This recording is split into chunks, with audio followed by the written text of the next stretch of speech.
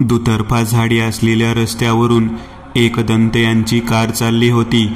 मध्यरात्रीची वेळ असल्याने रस्त्यावर फारशी वर्दळ नव्हती. केशव गाडी चालवत होता आणि एकदंत त्याच्या शेजारी बसले होते.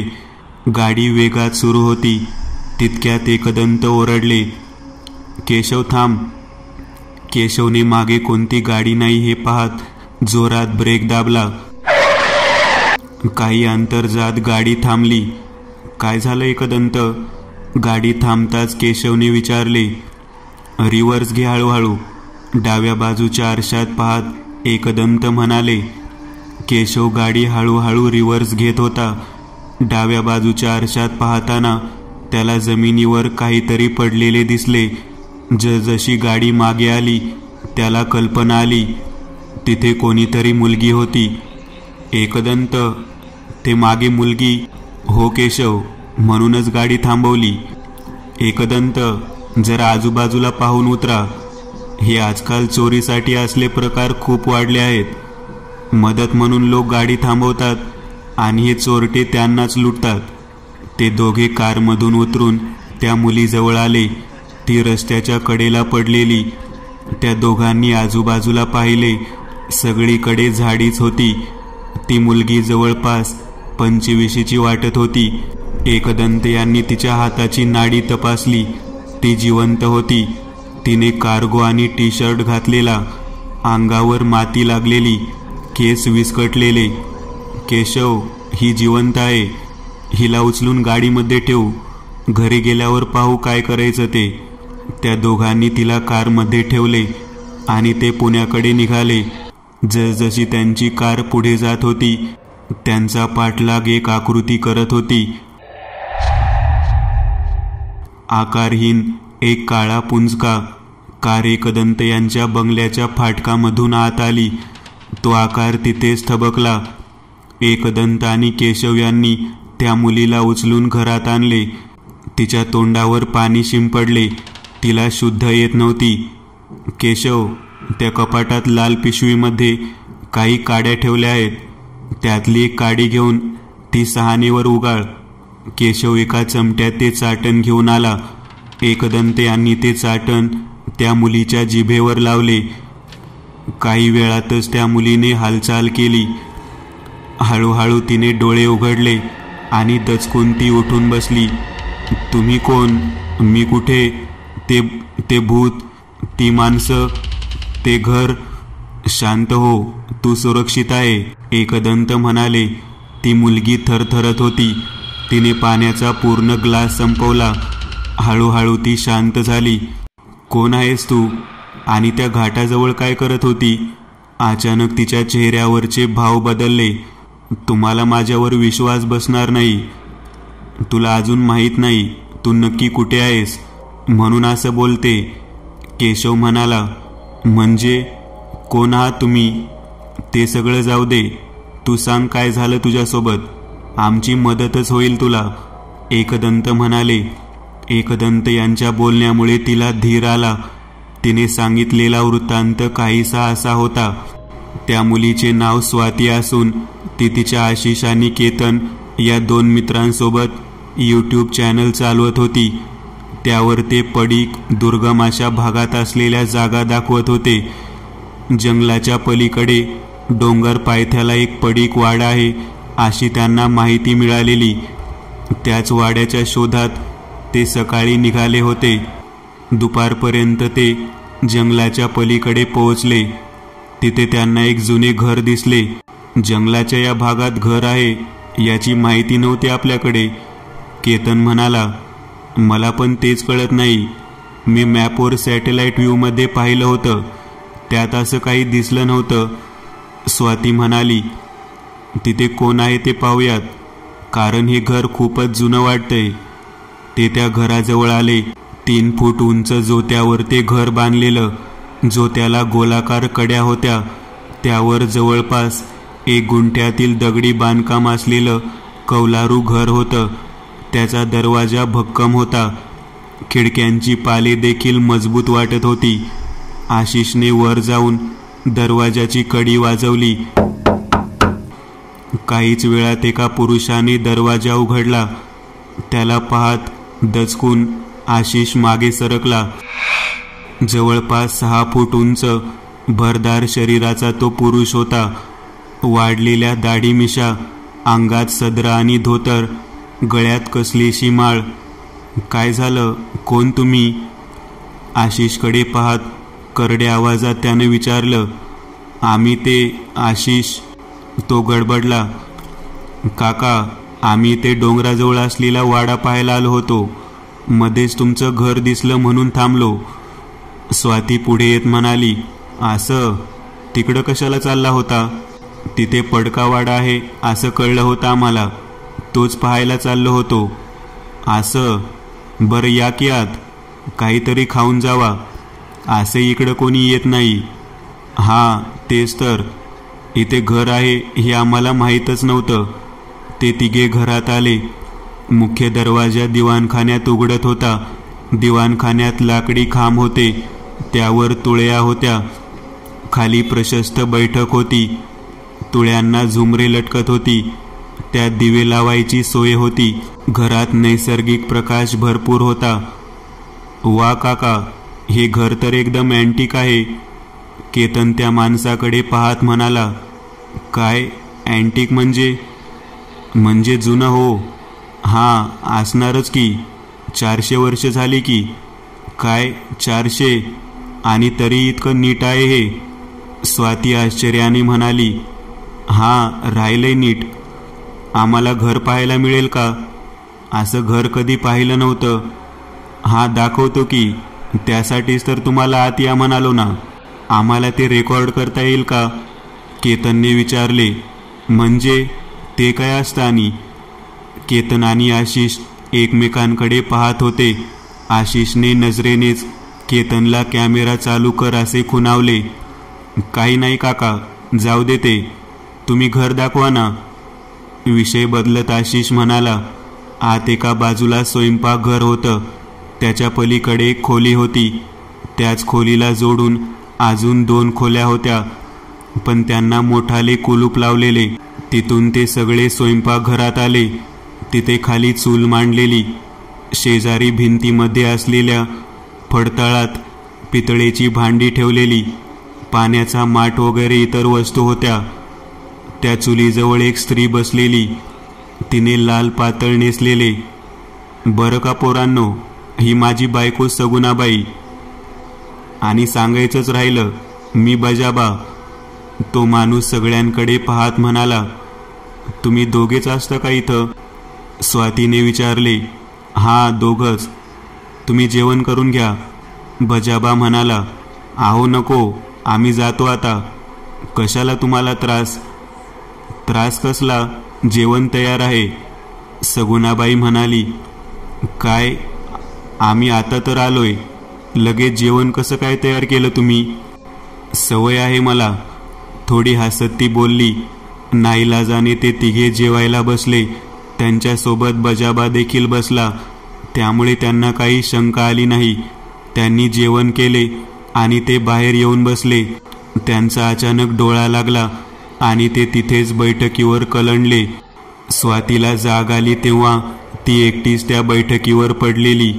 तिने आजूबाजूला पाहिले, पण कोणी दिसत नव्हते. तिने उठून खिडकीमधून पाहिले. बाहेर अंधार होता. तिचं डोकं जड झालेलं, त्यामुळे काय चाललंय हे तिला नीट समजत नव्हतं. पण आपल्यासोबत काहीतरी भयानक घडलंय हे तिच्या लक्षात आलेलं. घरामध्ये तेलाचे दिवे तेवत होते. केतन आणि आशिषच्या बॅग तिथेच पडलेल्या. तिने बॅगमधून टॉर्च काढली. त्याच्या उजेडात ती स्वयंपाकघरात आली. तिला तिथे कोणी दिसले नाही. ती तशीच मागील खोलीमध्ये आली. त्या खोलीमध्ये कोणी नव्हते.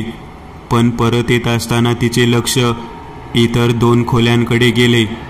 पण आता त्यापैकी एका खोलीचे कुलूप उघडे होते. तिने टॉर्च बंद केला आणि हळूवार त्या खोलीचे दार आत ढकलले.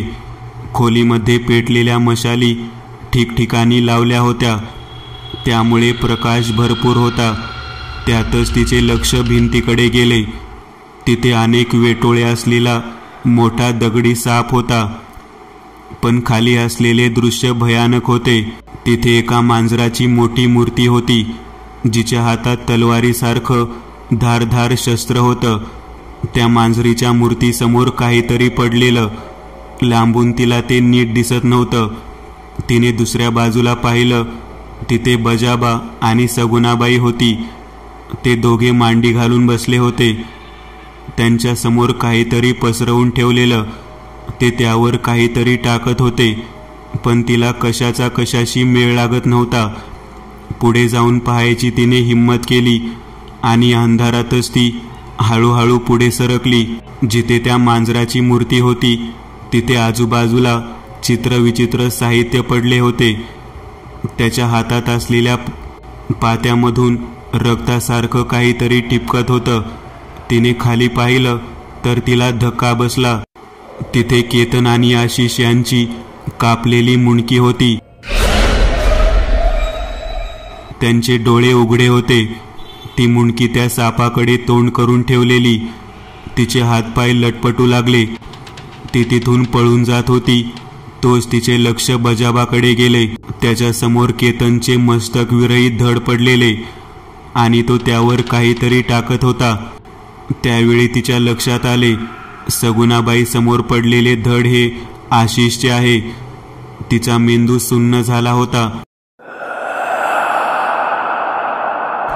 तिथून पळून जावं हाच एक विचार येत होता. ती तशीच त्या खोलीमधून बाहेर पडली. ती दिवाणखान्यात आली तर समोरून बजाबा येत होता. ती जागेवरच थबकली. काय झालं, अशी का पळते तू? बजाबाने विचारले. ते तुम्ही इथे? मग ते तिथे? तुम्ही त्या खोलीमध्ये होता ना, मग इथे कसा आला? मी तर बाहेर होतो. तू कुठं पाहिलं मला? चल दाखव. ते दोघे त्याच खोलीजवळ आले.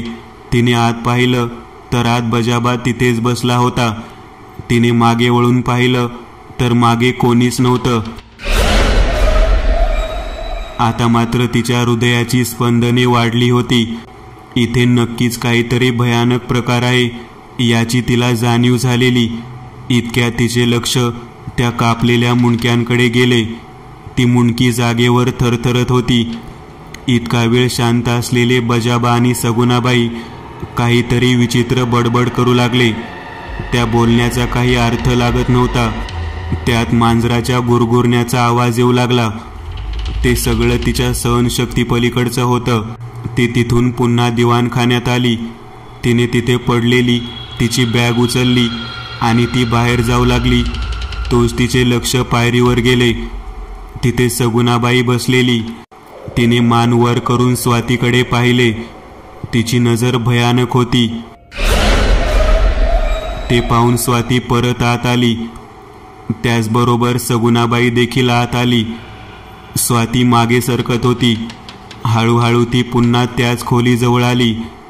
तितक्यात तिला आतून कडकड असा आवाज आला. तिचे लक्ष खोलीकडे गेले.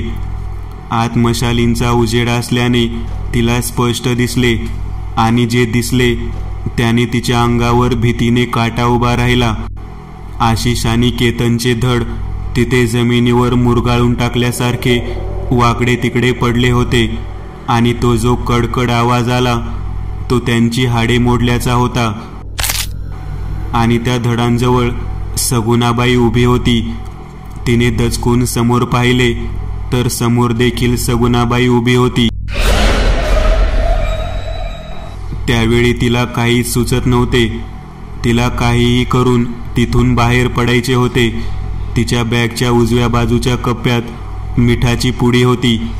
तिने तिचा हात मागे नेला.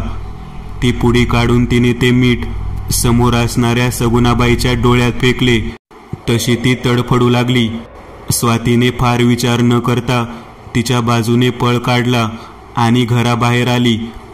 आजूबाजूला अंधार आणि दाट झाडी होती, पण ज्या रस्त्याने ती आली याचा तिला अंदाज होता. त्यामुळे ती त्या दिशेने धावत सुटली. तिने मागे वळून पाहिले देखील नाही. बराच वेळ ती धावत होती.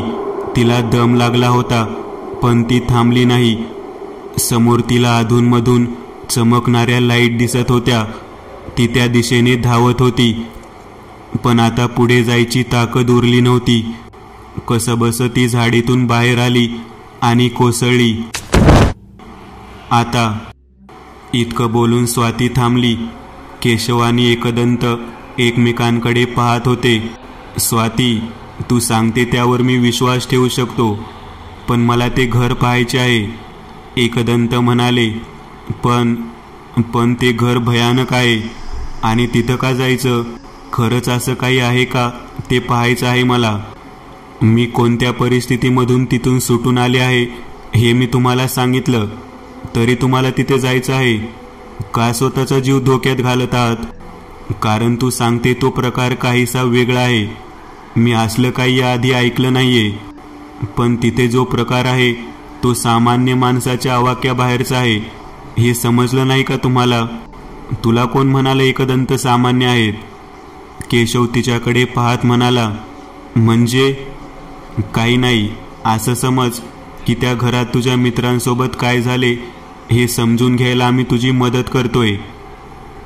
मला पण ते जाणून घ्यायची इच्छा आहेच, पण परत तिथे जायची हिंमत होत नाहीये.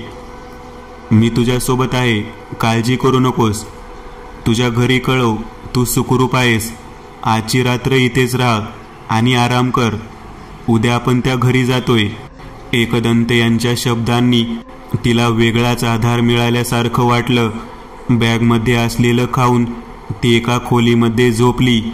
रात्रीचे 2 वाजले होते. केशव आणि एकदंत त्यांच्या बंगल्याच्या हॉलमध्ये बसले होते. एका खिडकीच्या काचेमधून एक काळा निळा डोळा त्यांच्याकडे रोखून पाहत होता. केशव, या मुलीच्या बाबतीत जे घडलंय ते दिसतं तितकं साधं नाहीये. म्हणजे हिच्या मागावर काहीतरी आपल्या घरापर्यंत येऊन पोहोचलं आहे आणि ते जे काही आहे त्याने या बंगल्याच्या संरक्षक कवचातून आत प्रवेश मिळवला आहे. बंगल्यात आत येणं त्याला शक्य नाही म्हणून ते बाहेर घिरट्या घालतंय. काय? हे कसं शक्य आहे? कोणतीही वाईट शक्ती या कवचामधून आत येऊ शकत नाही असं बाबांनी सांगितलेले मला चांगलं आठवतंय. म्हणूनच म्हणालो ना, हे जे काही आहे ते वेगळं आहे. त्या स्वातीला घेऊन आपल्याला त्या घरात जावं लागणार आहे. पण तिथे जाऊन करायचं काय? बघूया ते उद्या. तू आराम कर. मी काही वेळ पुस्तकांच्या खोलीमध्ये जातो. खोलीकडे जात असतानाच एकदंत यांनी खिडकीकडे पाहिले. काचेवर काही वन उमटलेले. ते खोलीमध्ये आले.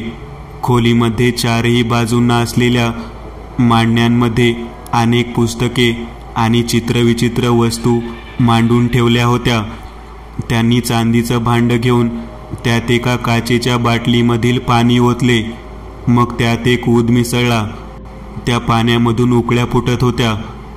काही वेळात त्या उकळ्या थांबून पाणी स्थिर झाले. ते भांड घेऊन एकदंत त्यांच्या बंगल्याच्या टेरेसवर गेले. तिथून बंगल्याच्या सर्व बाजूंनी त्यांनी ते पाणी शिंपडले. ते खाली आले तेव्हा त्यांचे लक्ष त्याच काचेकडे गेले. आता तिथले वन नाहीसे झाले होते. त्यानंतर ते त्यांच्या खोलीमध्ये आले आणि झोपले. सकाळी 7च्या सुमारास त्यांना जाग आली. ते बाहेर आले तेव्हा केशव हॉलमध्ये बसला होता. केशव, ती स्वाती उठली का बघ. तिचं आवरलं की लगेच निघूयात आपण. केशव तिच्या खोलीमध्ये गेला तेव्हा ती गाढ झोपलेली. त्याने तिला उठवले. तिला तरतरी आली होती. तिचं आवरून झाल्यावर त्या तिघांनी सोबत नाश्ता केला आणि ते त्या घराच्या दिशेने निघाले. जिथपर्यंत गाडी जाऊ शकत होती तिथे पोहोचल्यावर त्यांनी गाडी बाजूला उभी केली. तिथून पुढे ते पायी त्या जंगलामध्ये निघाले. बराच वेळ चालल्यानंतर देखील ते घर दिसत नव्हते. काही वेळाने ते एका पडक्या वाड्याजवळ आले. हा वाडा तर आम्हाला दिसला नव्हता, स्वाती म्हणाली. म्हणजे आपण त्या घरापासून पुढे आलो आहोत का? केशवने विचारले. नाही, ते घर पण तर दिसलं नाही आपल्याला. काही वेळ एकदंत विचार करत होते. त्या घराच्या आजूबाजूचा परिसर कसा होता आठवतंय का तुला? हो, ते घर असं दगडी जोत्यावर बांधलेले. त्याला समोरून पायऱ्या होत्या, जो त्याला लोखंडी कड्या होत्या. हा जो पडका वाडा आहे तो पण तर असाच आहे की. बघ, त्याचं फक्त दगडी जोतं उरलं आहे, त्याला पण पायऱ्या आणि कड्या आहेत. त्या पडक्या वाड्याकडे पाहत एकदंत म्हणाले, हे कसं शक्य आहे? काल तर हे घर एकदम नीट होतं. काहीतरी गडबड आहे. ते हे घर असूच शकत नाही. बरं, तू अजून आठव, तुला त्या घराबद्दल काय आठवते? त्याच्या तिसऱ्या पायरीवर एक छोटा आणि खोल गोलाकार खड्डा पाहिला होता. केशव त्या पडक्या वाड्याच्या पायरीजवळ गेला. त्याला तिसऱ्या पायरीवर खड्डा दिसला. त्याने त्या दोघांना बोलावून घेतले. हां, आता बघ स्वाती, हा तोच खड्डा आहे ना जो तू पाहिलेला? एकदंत यांनी विचारले. स्वातीने होकारार्थी मान डोलावली, पण तिच्या चेहऱ्यावर शंका, आश्चर्य असे संमिश्र भाव होते. हा काहीतरी वेगळा प्रकार आहे. नक्कीच हे तेच घर आहे, पण आता आणि रात्री ते वेगळे का दिसले हा प्रश्न आहे. काही चेटूक असेल का एकदंत? म्हणजे दृष्टीभ्रम वगैरे? केशवने विचारले. ते असेल, पण मला इथे काहीतरी भयानक गोष्टीची जाणीव होते. एकदंत पायऱ्यांनी त्या जोत्यावर चढले. ते त्या पडीक बांधकामाचे अवशेष पाहत होते. दगड, माती इतस्ततः पसरलेले. त्यांच्या आजूबाजूला माती उडत होती. त्यांनी तिथली काही माती उचलून एका पिशवीमध्ये भरली आणि ते खाली आले. चला, आता सध्या घरी जाऊ, मग ठरवू काय करायचं. ते तिघे घरी आले. आल्यावर लगेचच एकदंत यांच्या खोलीमध्ये गेले. एकदंत त्यांच्या खोलीमध्ये गेले. त्यांनी पिशाचे वेध उघडला. पिशाचे वेदाच्या सहाय्याने कोणत्याही वस्तूचा भूतकाळ पाहायची सिद्धी त्यांना प्राप्त झालेली. त्याचा वापर करून त्यांनी त्या वाड्यामधील मातीचा भूतकाळ पाहायचा प्रयत्न केला. डोळे मिटून ते बराच वेळ बसले होते. इतक्यात त्यांच्या घराबाहेर कसला तरी आवाज ऐकू आला. केशव ते पाहण्यासाठी आधी बाहेर पडला. एकदंत यांच्या फाटकावर असलेल्या हत्तीच्या 2 मूर्त्या खाली पडून फुटल्या होत्या. तितक्यात एकदंत बाहेर आले. त्यांचे लक्ष त्या मूर्त्यांकडे गेले. ते बाहेर आले. आजूबाजूला पाहत होते, पण कोणी दिसले नाही. इतक्यात वीज कडाडली.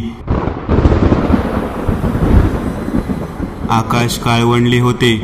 एकदंत यांचे लक्ष त्यांच्या मुख्य दरवाजाजवळ असलेल्या शरभांच्या मूर्तीकडे गेले.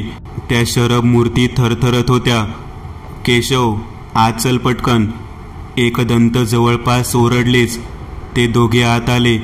एकदंत त्यांच्या पुस्तकांच्या खोलीमध्ये गेले. तिथून त्यांनी कालच्याच प्रक्रियेने पाणी बनवले आणि टेरेसवर जाऊन घराच्या 4ही बाजूंनी ते पाणी शिंपडले. विजा कडाडतच होत्या, पण ते खाली आले तेव्हा दारातील शरभ मूर्ती स्थिर होत्या. त्यांनी दरवाजा बंद केला.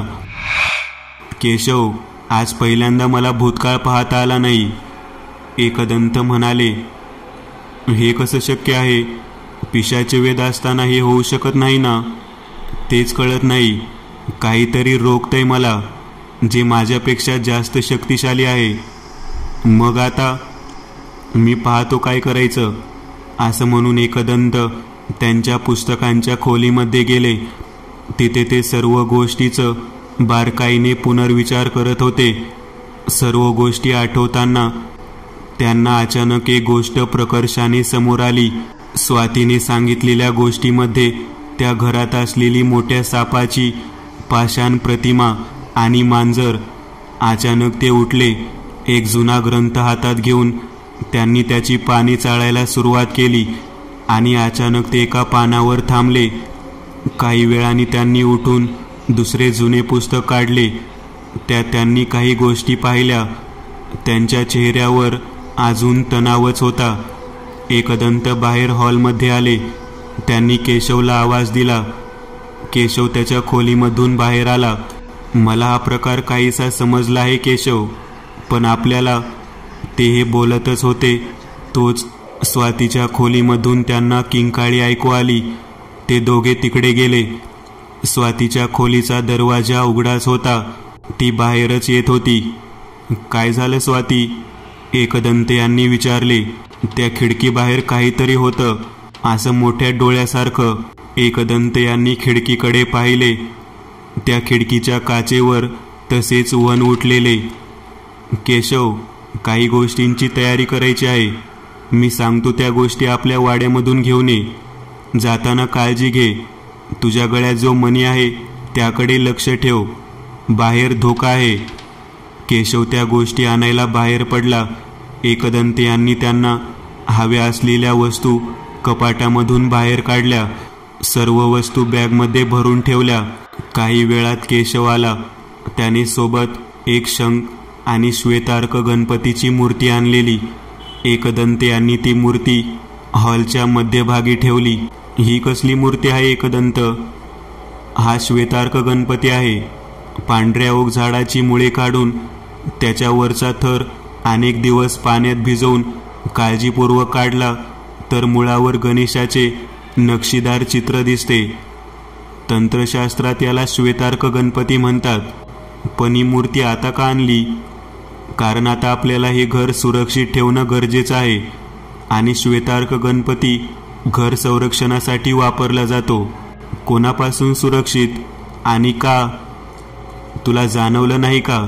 आपल्यावर हल्ले होत आहेत आणि हे सगळं त्या पडक्या वाड्यामुळे होतंय. तिथली शक्ती आपल्यावर हल्ला करते. आता चांगल्या आणि वाईट ऊर्जेची धडक झाली आहे. आपल्या घराचे पुढचे संरक्षक असलेले हत्ती कोसळले. याचा अर्थ आपल्यावर वाईट शक्तीने भयानक हल्ला केला होता. तो तिथे अडवला गेला. आता काय? आता स्वातीला इथेच राहू दे. या घरात ती सुरक्षित असेल. आपल्याला त्या पडक्या वाड्याकडे जायचे आहे. पुढील गोष्टी तिथेच करायला पाहिजे. संध्याकाळचे 5 वाजत आले होते. एकदंत आणि केशव त्या पडक्या घराजवळ पोहोचले. एकदंत यांनी त्या पडक्या वाड्याच्या पहिल्या पायरीवर पाय ठेवला तशी जोरात वीज कडाडली.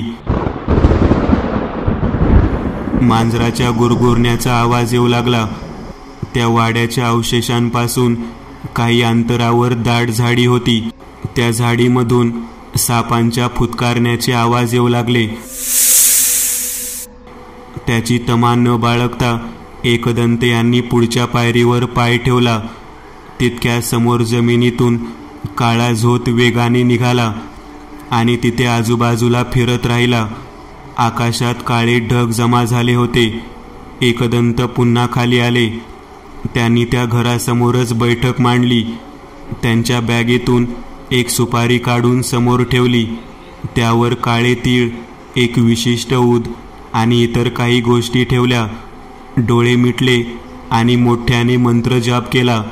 जप पूर्ण होताच त्या सुपारीला त्यांनी त्या पडक्या घराच्या दिशेने भिरकावले. ती सुपारी खाली पडताच त्या जागी ठिणग्या उडाल्या आणि जुन्या बांधकामातील एक दगडी घर त्यांना दिसले.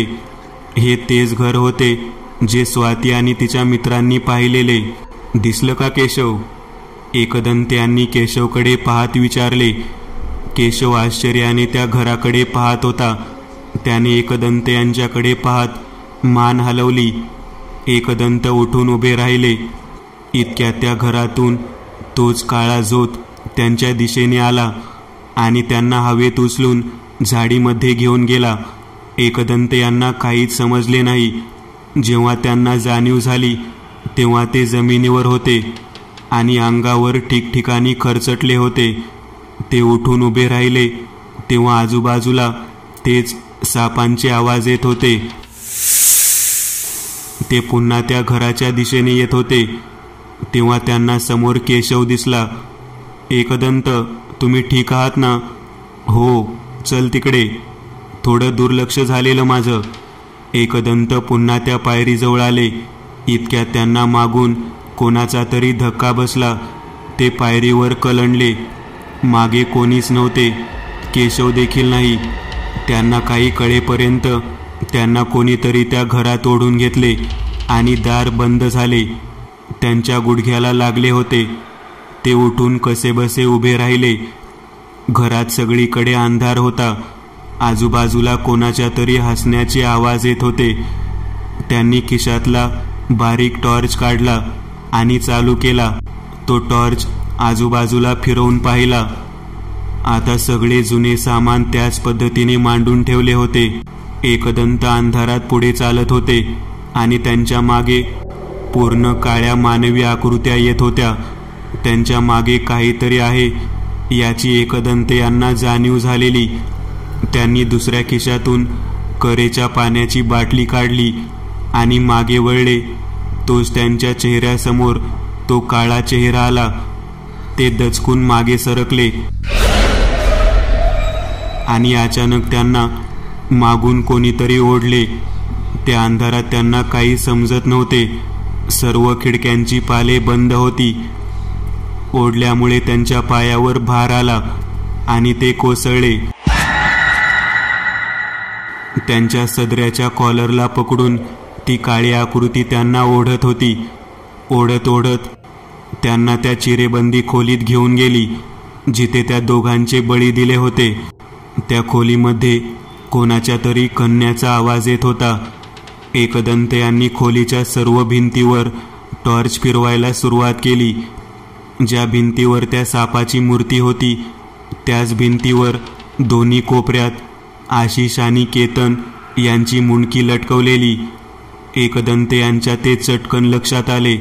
अंधारात त्या मुंडक्यावर टॉर्च पडला तेव्हा त्यांचे उघडे असलेले डोळे चमकले. हळूहळू त्यांनी टॉर्च दुसऱ्या बाजूला फिरवला. तिथे कोणीतरी स्त्री आणि पुरुष भिंतीला टेकून बसलेले. ते एकदंत यांच्याकडे पाहत होते. त्यांच्या मागून कोणाच्या तरी हसण्याचे आवाज येत होते. हळूहळू त्यांनी टॉर्च तिसऱ्या भिंतीच्या दिशेने फिरवला. अचानक त्यांचा टॉर्च त्या जागी स्थिरावला. समोरील दृश्य पाहून त्यांना धक्का बसला. तिथे भिंतीमध्ये केशव होता. तो अर्धा चिऱ्यांमध्ये चिनला गेला होता. त्याची पाठ पूर्ण भिंतीमध्ये होती, मान झुकलेली. अचानक एकदंत यांना कोणीतरी मागे ओढले आणि ते वर उचलले गेले. त्यांना तसेच भिंतीवर मागे जोरात फेकून दिले. भिंतीवर आपटून ते खाली पडले. खूप मार लागल्याने त्यांना उठता येत नव्हते, पण तरी त्यांनी त्यांचा एक हात कसाबसा त्यांच्या खांद्याला अडकवलेल्या बॅगमध्ये नेला आणि त्यातून शंख बाहेर काढला. एका खांद्यावर जोर देत ते अर्धवट उठून बसले. त्यांच्या हातातील शंख त्यांनी ओठाला लावला. तितक्यात त्यांच्या दिशेने त्या काळ्या आकृत्या वेगाने सरकल्या. तरीही एकदंत यांनी शंखनाद केलाच, पण त्या आकृत्यांनी एकदंत यांना पकडून दूर भिरकावून दिले. एका खुंटीवर एकदंत यांचा खांदा आदळला आणि ते खाली कोसळले. त्यांना नीट उठता येत नव्हते. त्याचवेळी त्या खोलीमध्ये असलेल्या मशाली अचानक पेटल्या. एकदंत यांच्या समोर त्या काळ्या आकृत्या उभ्या होत्या. ते मान वर करून त्यांच्याकडे पाहत होते, पण त्यांच्या चेहऱ्यावर पुसटसे हास्य होते. त्या आकृत्या काही करणार इतक्यात त्या आकृत्या मागे खेचल्या गेल्या. त्यांच्या मागे हवेत तरंगत होती लांब केस असलेली एक स्त्री, जिच्या कमनीय बांध्यावर लाल वस्त्र गुंडाळले होते. केसात काळा मुकुट होता. तिने त्या काळ्या आकृत्यांना स्वतःमध्ये ओढून घेतले. ती किंचाळत सर्व खोलीमध्ये संचार करत होती. ती केशव समोर गेली. तिने त्याला स्वतःच्या दिशेने ओढले. तो बाहेर पडला. त्याच्या सर्व अंगाला मार लागला होता. त्या स्त्रीने कोपऱ्यात बसलेल्या त्या स्त्री पुरुषांना उचलून भिंतीच्या दिशेने भिरकावले. त्यांच्या कन्याचा आवाज सगळ्या घरात घुमला. त्यावेळी एकदंत यांना जाणवले ती सामान्य माणसं आहेत. अचानक खोलीमधले वातावरण पुन्हा बदलले. भयानक दुर्गंध सुटला. मांजर आणि सापांचे आवाज येऊ लागले. काळ्या धुराने खोली भरून गेली. ती स्त्री स्वतःभोवती गिरक्या घेत किंचाळली आणि अचानक गडप झाली. खोलीमध्ये अत्यंत भयानक काहीतरी प्रकट झालेलं. तोपर्यंत एकदंत उठून बसले. त्यांनी त्यांच्या खिशामधून एक सुरा काढला आणि स्वतःचे रक्त जमिनीवर सांडत काहीतरी मंत्र पुटपुटले आणि त्याचवेळी स्फोट व्हावा तसा उजेड झाला. किंकाळ्या ऐकू येऊ लागल्या. त्या खोलीच्या मधोमध रक्ताचे फवारे उडू लागले आणि त्यातून मानेवर मस्तक नसलेली स्त्री प्रकट झाली, जिच्या गळ्यात मुंडक्यांची माळ होती. तिच्या हातात मोठी तलवार होती आणि दुसऱ्या हातात तिचेच मस्तक. तिच्या मानेमधून रक्ताचे 3 फवारे उडत होते. एकदंत्यांनी तिच्याकडे पाहत हात जोडले आणि त्यांच्या तोंडून शब्द बाहेर पडले, छिन्नमस्तिका. तिच्या तलवारीने तिने समोर भिंतीवर असलेल्या सापाच्या मूर्तीचे तुकडे केले. खाली असलेल्या मांजराच्या मूर्तीला तिच्या हातात असलेल्या मस्तकाने स्वतःमध्ये सामावून घेतले. अचानक खोलीमधली दुर्गंधी नाहीशी झाली. काळा धूर गेला, पण दुसऱ्या कोपऱ्यात असलेल्या त्या स्त्री पुरुषांच्या जागी आता सांगाडे होते. ती छिन्नमस्तिका जशी आली तशी जमिनीत गेली देखील. एकदंत यांना हाताला आणि डोक्याला लागलेल्या मारामुळे घेरी आली आणि त्यांची शुद्ध हरपली. त्यांना जाग आली तेव्हा सकाळ झालेली आणि केशव त्यांच्या चेहऱ्यावर पाणी मारत होता. हळूहळू ते उठून बसले. त्यांनी आजूबाजूला पाहिले तर तेच जुन्या पडक्या वाड्याचे अवशेष होते. त्यांना त्याचे आश्चर्य वाटले नाही. तुम्ही ठीक आहात ना एकदंत? हो केशव. तुला लागलं नाही ना कुठे? पाठीला मार लागला आहे.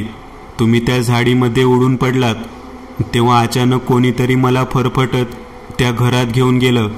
त्या खोलीमध्ये नेऊन भिंतीवर आपटलं, पण मी पुढे न पडता त्या भिंतीमध्येच अडकलो. काय झालं, कसं झालं काही कळलं नाही. माझ्या डोळ्यासमोर अंधारी आली. जाग आली तेव्हा आजूबाजूला ते घर नव्हतंच, पण समोर तुम्ही पडलेले दिसला. एकदंत उठून उभे राहिले. त्यांच्या पायाला, खांद्याला, डोक्याला बराच मार लागला होता. केशवच्या मदतीने ते कसेबसे खाली उतरले.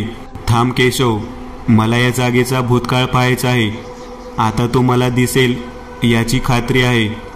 पिशाचे वेध वापरून एकदंत यांनी त्या वाड्याचा भूतकाळ पाहायचा प्रयत्न केला. यावेळी त्यांना त्या वाड्याच्या इतिहासाबद्दल सगळं समजलं होतं. ते दोघे तिथून एकदंत यांच्या घरी आले. स्वाती त्यांची वाट पाहतच होती. आल्यावर एकदंत यांनी डॉक्टरला बोलावून जखमेवर मलमपट्टी करून घेतली. काही वेळ आराम केल्यावर दुपारी त्यांनी जेवण केलं. त्यानंतर केशव आणि स्वातीसोबत ते बोलत होते. हे असलं काही मी पहिल्यांदा झेललं आहे, हसत एकदंत म्हणाले. यावेळी हे खूपच भयानक होतं एकदंत. पण त्या घरात नक्की होतं काय? केशवने विचारले. एकदंत यांनी सांगितलेला त्या घराचा इतिहास काहीसा असा होता. 400 वर्षापूर्वी त्या घरात बजाबा पुजारी राहत होता. त्याची बायको होती सगुणाबाई. त्या दोघांना दीर्घायुष्याची हाव लागलेली, म्हणून मग त्या बजाबाने तंत्रमंत्र यांचा वापर सुरू केला. अनेक लोकांशी भेटून त्याला शेवटी असं एक दैवत सापडलं ज्याची भक्ती केल्याने त्याला हवं ते मिळू शकत होतं. पण ते दैवत सामान्य नव्हतं. ते होतं इजिप्तचे आघोरी दैवत आपोफिस. आपोफिस हा अंधार, नाश आणि अराजकता यांचा देव आहे. तो नेहमी सर्प आणि मांजर यांच्या रूपात दाखवला जातो. बजाबाने त्याची स्थापना स्वतःच्या वाड्यात केली. प्रत्येक वर्षी 2 पुरुषांचे नरबळी द्यायचं त्याने कबूल केलं. त्या बदल्यात बजाबा आणि सगुणाबाईला अमरतेचं वरदान मिळालं. जोपर्यंत त्या दैवताला बळी मिळत होते तोपर्यंत त्यांचं वरदान अबाधित राहणार होतं. बजाबाने त्याची तंत्र साधना वापरून 2 पिशाच्यांना वश केलेलं. ते पिशाच्य घराचे रक्षण करत होते. काळ पुढे सरकला तसं त्यांना त्या काळातील लोकांसोबत राहणं शक्य होत नव्हतं. त्यामुळे त्यांनी तिथे पडक्या वाड्याचा आभास निर्माण केला. ज्यावेळी त्यांना गरज असेल तेव्हा तिथून जाणाऱ्या लोकांना ते घर दिसत होते. कधी तिथून जाणारे सावज त्यांना मिळत नव्हते तेव्हा ते 2 पिशाच्य भुलवून लोकांना घेऊन येत होते. कारण पिशाच्य असल्याने ते कोणाचेही रूप घेऊ शकत होते. त्या वाड्यात माणूस आल्यावर त्याला त्या खोलीमध्ये घेऊन जाऊन त्याचा बळी दिला जाई. इतकं बोलून एकदंत थांबले. म्हणजे त्या घरात दिसलेला बजाबा आणि सगुणाबाई 400 वर्ष वयाचे होते. आश्चर्याने स्वाती म्हणाली, हो, ते जिवंत होते आणि आरामात त्यांचं आयुष्य जगत होते. पण मग मला कसं त्यांनी जिवंत बाहेर येऊ दिलं? त्यांना मुलींचा बळी नको होता, त्यामुळे लगेच त्यांनी तुला मारलं नाही. तुझा छळ करण्यात त्यांना आनंद मिळत होता, पण तू त्याच्या डोळ्यात मीठ फेकलं. त्यावेळी तुला देखील माहीत नव्हतं की मीठ वाईट शक्तींना सहन होत नाही. त्यामुळे काही क्षण ते पिशाच तुझ्यापासून लांब झालं आणि तू तिथून निसटली. आणि आपल्या घरावर हल्ला झाला ते कसं काय? केशवने विचारले. स्वाती तिथे येऊन पडली तेव्हा ते पिशाच तिच्या मागावरच होतं, पण तितक्यात आपण तिला गाडीमध्ये घेऊन आलो. जसं आग आणि पाणी जवळ आलं की काहीतरी क्रिया होते, तसेच चांगलं आणि वाईट एकमेकांसमोर आले तरी होतं. त्या वाईट शक्तीला माझ्यात असलेल्या चांगल्या ऊर्जेची जाणीव झाली आणि त्याचवेळी त्या अघोरी दैवताचे पाठबळ त्या पिशाच्याला मिळाले. त्यामुळे ते आपल्या घराचे संरक्षक कवच भेदून आत आले. कारण आपोपिस हा देव आहे आणि देवाच्या शक्तीसमोर आपलं कवच म्हणजे काहीच नाही. पण या घराच्या आतले कवच अत्यंत दुर्मिळ अशा तंत्रसाधनेने बांधलेले आहे, त्यामुळे ते तोडणे त्या पिशाच्यांना शक्य झाले नाही. त्यांचा तसा प्रयत्न सुरू होता, पण दरवेळी मी या घराभोवती ते पाणी शिंपडून पुन्हा ते कवच साधले. आणि यावेळी पिशाचे वेध काम का करत नव्हता? तेच तर कारण आहे. त्या आपोपिसच्या शक्तीमुळे आपल्याला त्या वाड्याच्या भूतकाळात पोहोचता येत नव्हते. आपण त्या घराजवळ गेलो तेव्हा तिथे काही दिसत नव्हते, कारण त्यांनी तसा आभास निर्माण केलेला. त्यावेळी मी महाकालीचे आवाहन केले. कोणतेही मायाजाळ भेदण्याची क्षमता काली मंत्रामध्ये आहे, त्यामुळे आपल्याला ते घर दिसले. पण नंतर त्या पिशाच्यांनी आपल्यावर भयानक हल्ला चढवला. त्यांच्याबद्दल माहिती नसल्याने मी आधीच काही तयारी करू शकत नव्हतो. पण मग तिथे काय झालं? जेव्हा माझ्यावर त्या पिशाच्यांनी हल्ला केला तेव्हा त्यांना रोखणं मला शक्य नव्हतं. म्हणून तर तो शंख घेऊन गेलेलो, ज्यात ती भीषणी यक्षणी कैद होती. आपण त्या भूषणच्या वेळी तिला शंखात कैद केलेलं. ती सहसा माझ्या आज्ञा मानत नाही, पण जेव्हा तिच्या समोर तिच्या ताकदीची एखादी शक्ती येते तेव्हा मात्र ती त्यावर हल्ला करते.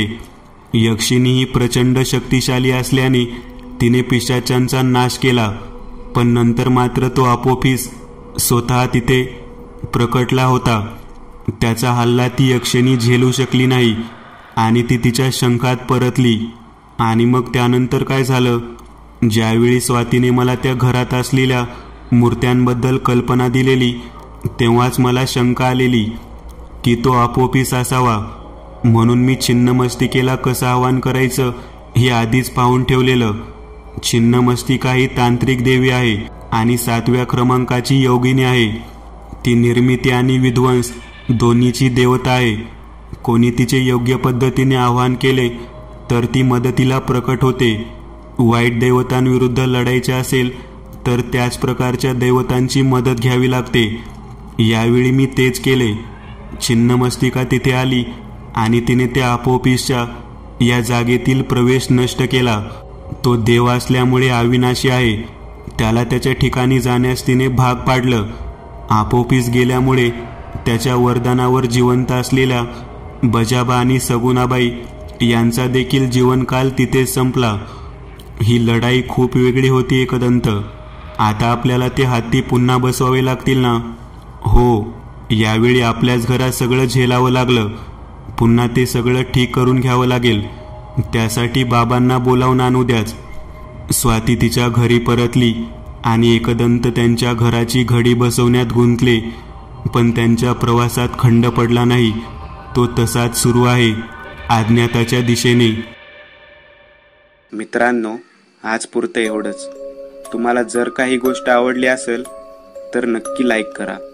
तुमच्यापैकी बरेचसे जण व्हिडिओ लाईक न करताच पळून जातात, पण हा जर व्हिडिओ तुम्ही लाईक केला तर मला जरा बरं वाटेल आणि असेच भारी भारी व्हिडिओ बनवायची माझ्यात एनर्जी येईल. त्यामुळे नक्की लाईक करा. आणि अजूनही कोणी या चॅनलला सबस्क्राईब केलेलं नसाल तर लगेच सबस्क्राईब करून टाका आणि बाजूची घंटी ती मात्र दाबायला विसरू नका. देवाची घंटी आहे ती. चला तर मग पुन्हा भेटूया अशीच एक आगळी वेगळी गोष्ट घेऊन पुढच्या